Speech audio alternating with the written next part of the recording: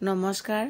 প্ৰথমে মই জেৰিনাই মোৰ অন্য এটা নতুন ৰেচিপি ভিডিঅ'লৈ আপোনালোক সকলোকে পুনৰবাৰ স্বাগতম জনালোঁ। আজি মই বনাবলৈ লৈছোঁ আচাৰ। আচাৰ খাই সকলোৱে ভাল পায়। বিশেষকৈ ঘৰত বনোৱা আচাৰকণৰ সোৱাদেই বেলেগ হয়। যিসকলে এবাৰ ঘৰত আচাৰ বনাই খায় সেইসকলে আৰু কেতিয়াও কিনি খাবলৈ মন নকৰে। আজি মই এই আচাৰবিধ বনাম আদা, জলকীয়া আৰু নহৰু দি। এই আচাৰবিধ খাবলৈ বহুত বেছি ভাল লাগে। যিসকলে আগতে এবাৰ বনাই খাইছে সেইসকলে গম নিশ্চয় পায় এই আচাৰ সোৱাদ কিমান। আৰু যিসকলে আগতে বনোৱা নাই এবাৰ ট্ৰাই কৰি চাব বুলি আশা কৰিলোঁ। এই আচাৰবিধ বনাবলৈ একেবাৰে সহজ হয় আৰু বেছি সময়ৰ প্ৰয়োজন নহয়। এই আচাৰবিধ বনাই বহুত দিনলৈ থৈ দিব পাৰে। যেতিয়াই মন যায় তেতিয়াই লুচি, ৰুটি, পৰঠা, ভাত আদিৰ লগত খাব পাৰে। আহক তেনেহ'লে আজি আমি এই আচাৰবিধ কেনেকৈনো বনাম তাকে চাওঁ আৰু কি কি সামগ্ৰী লাগিব আৰু কিমান পৰিমাণৰ বস্তু লাগিব তাকে চাওঁ। আহকচোন তেনেহ'লে বেছি দেৰি নকৰি ভিডিঅ'টোৰ মাজলৈ আগবাঢ়ি যাওঁ। এই আচাৰ বনাবলৈ মই জলকীয়াবিলাকৰ ঠাৰিখিনি এৰুৱাই ভালকৈ ধুই ৰ'দত শুকুৱাই ল'লোঁ আৰু আদাখিনিও বাকলি গুচাই অলপ নিমখ ঘঁহি ৰ'দত শুকুৱাই ল'লোঁ। তাৰ পাছতে মই নহৰুৰ বাকলিখিনি গুচাই ল'লোঁ আৰু ধুনীয়াকৈ ধুই নিমখ ঘঁহি ৰ'দত ধুনীয়াকৈ শুকুৱাই ল'লোঁ। এতিয়া মিক্সি বাতি এটাত জলকীয়াখিনি মই আধা গুড়ি কৰি ল'ম। আপোনালোকে মিক্সিত নিদি পটাটো পিচি ল'ব পাৰে বা চুপাৰটো চুপ কৰি ল'ব পাৰে। মই মিক্সিত দি ল'ম। এয়া মই বেছিকৈ গুড়ি কৰা নাই, অলপহে গুড়ি কৰি লৈছোঁ। অলপ মাজতে এয়া গোটা হৈ আছে।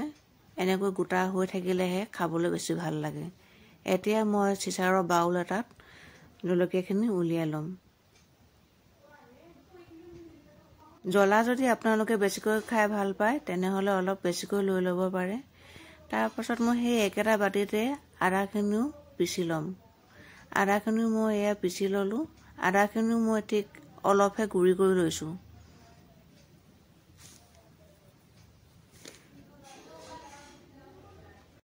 ঠিক সেই একেদৰে একেটা বাতিতে নহৰুখিনিও মই আধা পিচি ল'ম। ৰ'দত শুকুৱাওঁতে নহৰুখিনি আপোনালোকে মন কৰিব যাতে পানী লাগি নাথাকে। পানী লাগি থাকিলে আচাৰখিনি সোনকালে বেয়া হৈ যায়। নহৰুখিনিও মোৰ পিচা হৈ গ'ল। নহৰুও মই তেনেকৈ সম্পূৰ্ণকৈ গুড়ি কৰি দিয়া নাই, আধা পিচি লৈছোঁ আৰু এটা বাউলত উলিয়াই মই গোটেইখিনি ধুনীয়াকৈ মিক্স কৰি ল'ম। এতিয়া ইয়াতে মই ডাঙৰ চামুচেৰে 1.5 চামুচ হালধি মিক্স কৰিছোঁ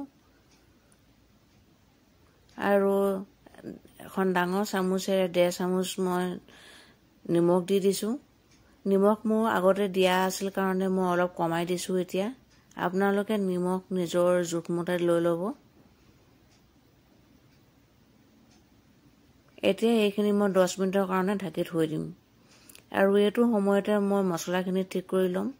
তাৰ বাবে মই 1 চামুচ বগা সৰিয়হ লৈ লৈছোঁ, আধা চামুচ কালজিৰা লৈছোঁ, আধা চামুচ মিঠি গুটি লৈ লৈছোঁ,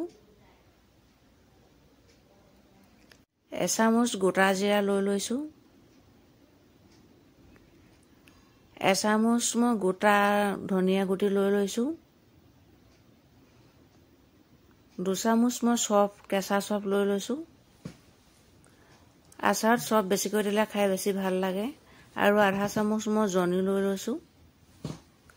ইফালে এখন কেৰাহী মই গেছৰ ওপৰত পাতি থৈ দিছোঁ আৰু গেছৰ ফ্লেমটো একেবাৰে ল'ত ৰাখি মই মছলাখিনি ভাজি ল'ম। মছলাখিনি বেছিকৈ ভাজি ল'ব নালাগে, সেমেকা ভাৱটো অলপ গ'লেই হ'ব। এনেকৈ আপোনালোকে মছলাখিনি ধুনীয়াকৈ ভাজি ল'ব। বেছিকৈ ভাজিলে তিতা তিতা যেন লাগে, সেয়ে বেছিকৈ নাভাজিব। মোৰ মছলাখিনি ভজা প্ৰায় হৈ গৈছে। এতিয়া মই গেছৰ ফ্লেমটো অফ কৰি দিম আৰু এখন প্লেটত ঠাণ্ডা হ'বৰ কাৰণে নমাই ল'ম। সেই একেখন কেৰাহীতে এতিয়া মই ডাঙৰ কাপেৰে 1 কাপ মিঠাতেল দি দিছোঁ আৰু মিঠাতেলখিনি মই ধুনীয়াকৈ উতলিবলৈ দিম। মিঠাতেলখিনি উতল আহে মানে মই মিক্সিত মছলাখিনি পিচি আনিম। এয়া মিক্সিত মছলাখিনি মই পিচি ল'লোঁ আৰু মই ধুনীয়াকৈ এতিয়া মিক্স কৰি ল'ম। এই আচাৰবিধ খাবলৈ ইমানেই ভাল লাগে আপোনালোকে এবাৰ খালে খাই থাকিবলৈ মন যাব। এবাৰ আপোনালোকে বনাই খাই চাবচোন যদি আগতে বনাই খাই চোৱা নাই। ইফালে কেৰাহীত মোৰ মিঠাতেলখিনি ধুনীয়াকৈ গৰম হৈ আহিলে। এতিয়া গেছৰ ফ্লেমটো অফ কৰি দিম আৰু মিঠাতেলখিনি মই গৰমে গৰমে বাতিটোত দি দিছোঁ আৰু ধুনীয়াকৈ মিক্স কৰি ল'ম।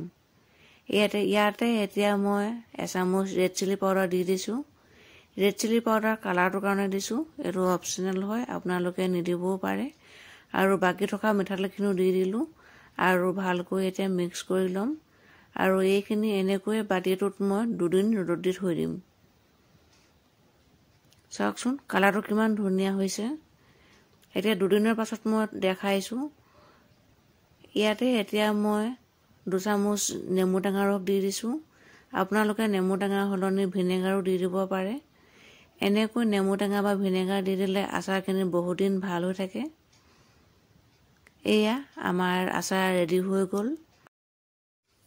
এতিয়া এইখিনি মই চিচাৰৰ বটল এটাত ধুনীয়াকৈ ভৰাই থ'ম। বটলটো মই আগতীয়াকৈ ধুই ৰ'দত শুকুৱাই লৈছোঁ। আপোনালোকে এই আচাৰবিধ এবাৰ বনাই খাই চাব বুলি আশা কৰিলোঁ আৰু কেনেকুৱা পালে মোক কমেণ্ট কৰি জনাবলৈ নাপাহৰিব। ভিডিঅ'টো শেষলৈকে চোৱাৰ বাবে আপোনালোকক বহুত বহুত ধন্যবাদ জনালোঁ। আগলৈও এনেকুৱা ভিডিঅ'বোৰ পাই থাকিবৰ কাৰণে মোৰ চেনেলটো ছাবস্ক্ৰাইব কৰি দিব আৰু কাষতে থকা বেল আইকনটো প্ৰেছ কৰি দিব। তেতিয়াহে মোৰ আহিবলগীয়া ভিডিঅ'বিলাকৰ ন'টিফিকেশ্যনবিলাক আপোনালোকে আগতীয়াকৈ পাই থাকিব। ভিডিঅ'টো যদি আপোনালোকৰ ভাল লাগিলে বন্ধুবৰ্গৰ লগত, মিত্ৰ কুটুমৰ লগত শ্বেয়াৰ কৰিবলৈ পাহৰি নাযাব। আকৌ এটা নতুন ৰেচিপিৰ সৈতে আপোনালোকৰ লগত আকৌ কথা পাতিম। তেতিয়ালৈকে সকলোবোৰ ভালে থাকক, সুস্থ থাকক। আজিলৈ আহিছোঁ। Bye bye.